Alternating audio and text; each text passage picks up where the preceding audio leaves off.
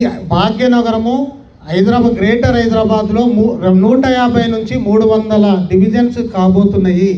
అందులో భాగంగానే 600 చదరపు కిలోమీటర్ల విస్తీర్ణాన్ని హైదరాబాదును 2000 కిలోమీటర్ల చదరపు విస్తీర్ణానికి పెంచడం జరిగింది. అందులో భాగంగానే మేము ఈ చర్యలు తీసుకుంటున్నామని మాకు చెప్పడం జరిగింది. మేము ఒకటే కోరుకున్నాము, దయచేసి మరి ఏదైతే భారతీనగర్లో ఇంతకుముందు మొదటిసారిగా ఇచ్చిన మ్యాప్లో కొత్త ఎంఐజీ కూడా తెల్లాపూర్లోనే కలిసి ఉండెను. కేవలం వెలిమెల మాత్రమే ముత్తంగిలో కలిసి ఉండను. మేమందరం కూడా హర్షం వ్యక్తం చేసినాము. ఆ తర్వాత కొంతమంది వెలిమెలకు సంబంధించి మరి ఎంఐజీకి సంబంధించి బీఆర్ఎస్ నాయకులు కార్పొరేటర్లు జిహెచ్ఎంసీ మీటింగ్లో అయితే ఎంఐజీ కొంత భాగము మా దగ్గర ఉంది, కొంత భాగం అక్కడ ఉంది, కలిపితే ఎంఐజీని భారతీనగర్లోనే కలపండి, లేకపోతే తెల్లాపూర్లోనే కలపండి అనే ఉద్దేశము వాళ్ళు అక్కడ వ్యక్తం చేయడం జరిగింది.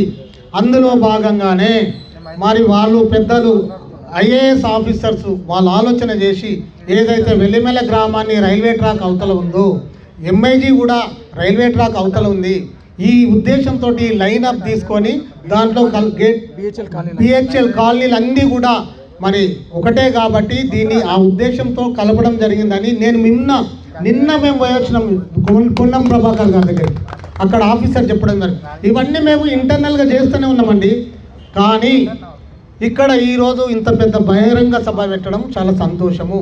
మమ్మల్ని కూడా ఆహ్వానిస్తే మేము కూడా వచ్చి ఈ మీటింగ్లో మేము కూడా మాట్లాడి ఇక్కడున్న మా మిత్రులకు మా సోదరులకు కూడా మేము చెప్తుంటిమి. కానీ మాకు అవకాశం ఇవ్వలేరు. అది కేవలం టీఆర్ఎస్ సభ, టీఆర్ఎస్ మీటింగ్ లెక్కనే వాళ్ళు చేసిండ్రు. ఇది సత్యము. ఒక్కరన్నా పోని మీ ఫ్రెండ్స్కు అందరు చెప్పినామంటారు. కాంగ్రెస్ పార్టీలో ఉంటారు, బీఆర్ఎస్లో ఉంటారు, అందరూ అందులో ఉంటారు, ఇల్లు ఉంటారు, అందరు తెలుసు, ఫ్రెండ్స్ ఉంటాము. పార్టీలు ఒక్కరే ఉండరు. మరి ఒక్కరన్నా ఒక 10 మంది కాంగ్రెస్ వాళ్ళు మీ మీటింగ్లో పాల్గొన్నారా అని నేను ఇక్కడ అడుగుతున్నాను. మీరు చూపియండి. వార్డ్ ఆఫీస్ మీరు గమనించండి. విద్యుత్ కాలనీ వాసులారా, నేను ఇక్కడ గతంలో ఎంపీటీసీ 5 సంవత్సరాలు చేసిన, మీ అందరికీ తెలుసు. నా పేరు చిలకమరి ప్రభాకర్ రెడ్డి, ఎక్స్ ఎంపీటీసీ. ఇప్పుడు నేను జిహెచ్ఎంసీ వార్డు కాంగ్రెస్ పార్టీ అధ్యక్షుడిని. మీరు అపోహాలు నమ్మకండి. రేపు జిహెచ్ఎంసీ ఏర్పాటు అయిన తర్వాత ఇక్కడ వార్డ్ ఆఫీసు ఇక్కడికే ఎంఐజీ విద్యుత్ నగర్లో ఏర్పాటు చేస్తామని స్వయాన పొన్నం ప్రభాకర్ గారు మాకు చెప్పారు. ఇది వాస్తవము. ఇంతేకాకుండా ఈరోజు ఇక్కడే ఈ గ్రంథాలయం పైనే వస్తుందని వాళ్ళు చెప్పారు. ఇవన్నిటిని కూడా మేము కూడా